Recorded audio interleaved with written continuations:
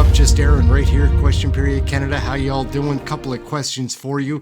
Do you think that the war in Gaza between Palestine and Israel has anything that could be compared to the trucker freedom convoy?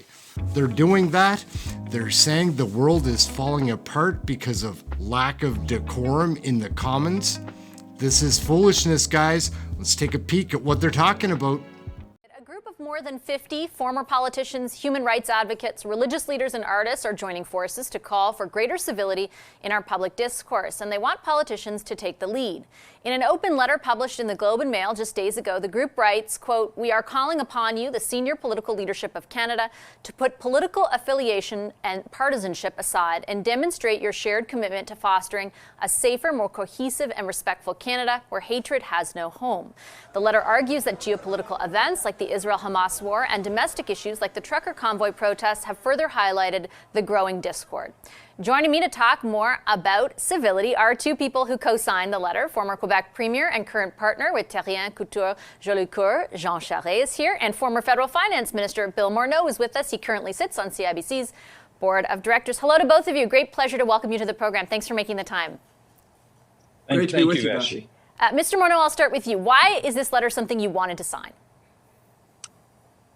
I think we all recognize, Vashi, that the challenges that we're facing today, the geopolitical tensions, the amplification that happens through social media are significant, and they're causing a fraying of our civil discourse.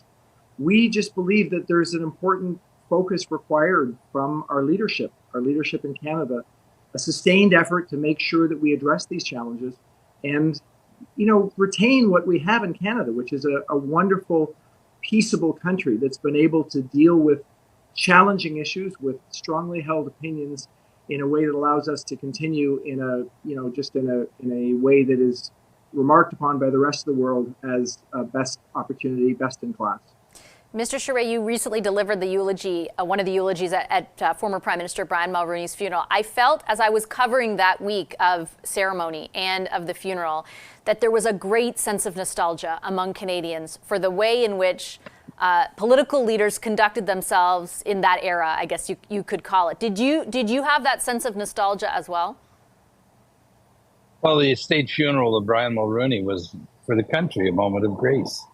And I think there were a certain sense of nostalgia that we live in a country that has always, as Bill has said, has always been peaceable, and that we've encouraged discourse that was open, civil, even in an environment, Vashi, like the House of Commons, where we all have very strong held beliefs. And, we're not choir boys, to use the expression, either Bill or I.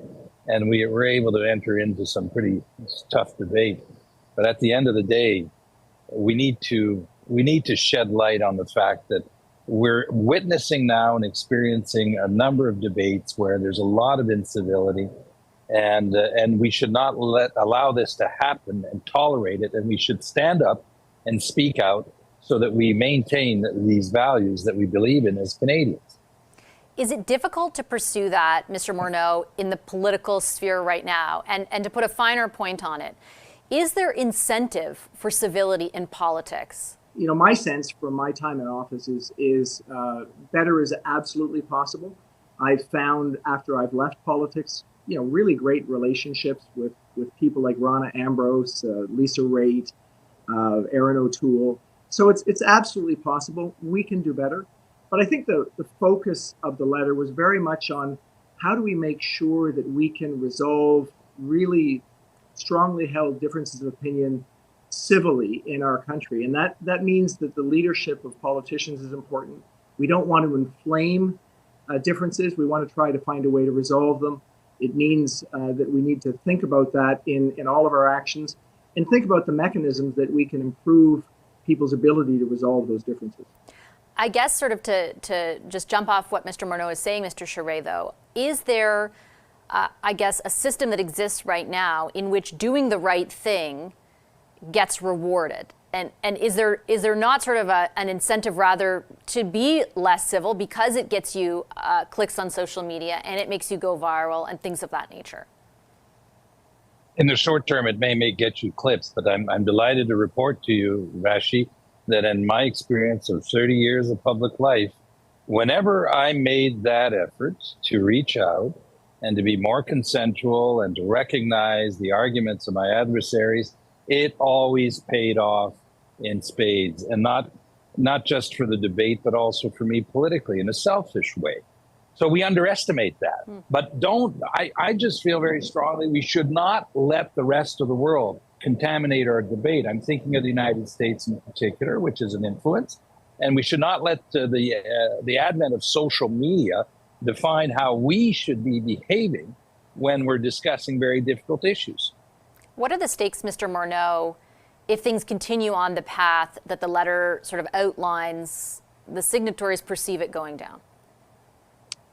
Well, I think that Mr. Charest says very appropriately that it's really thinking about the long term as opposed to the short term. And that is true in so many different aspects of our lives.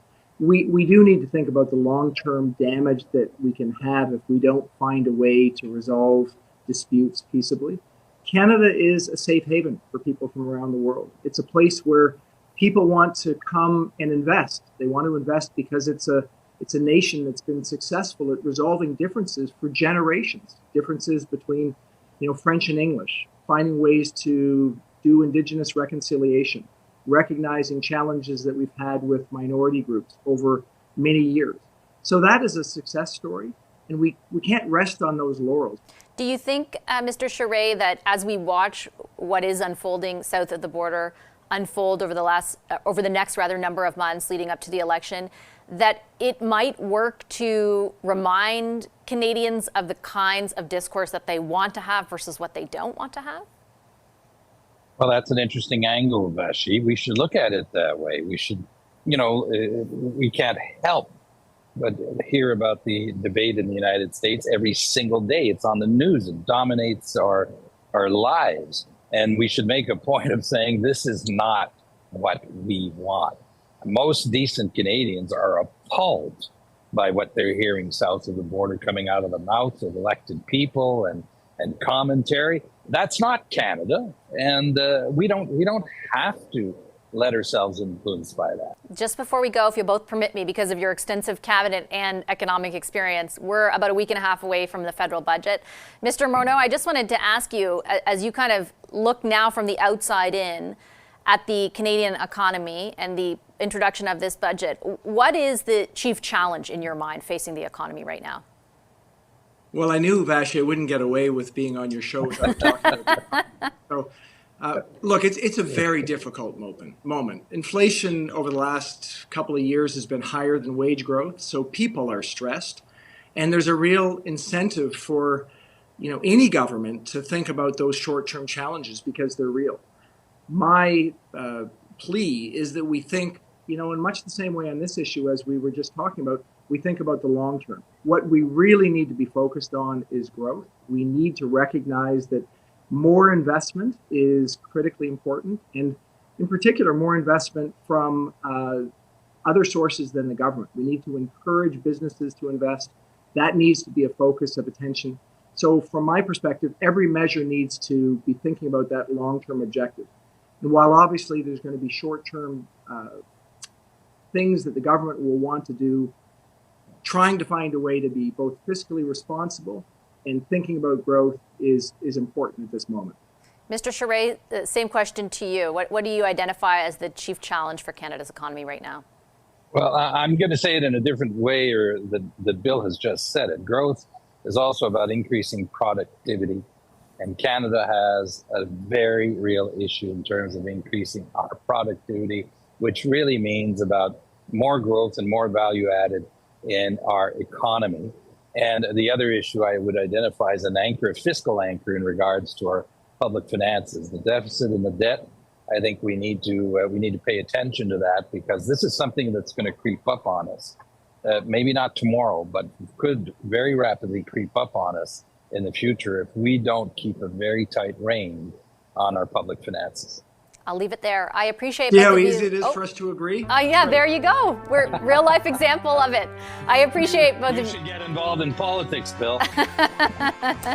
Thank you so much. I appreciate it, both Thank of you. you. Bill Marneau Thank and Jean Charest.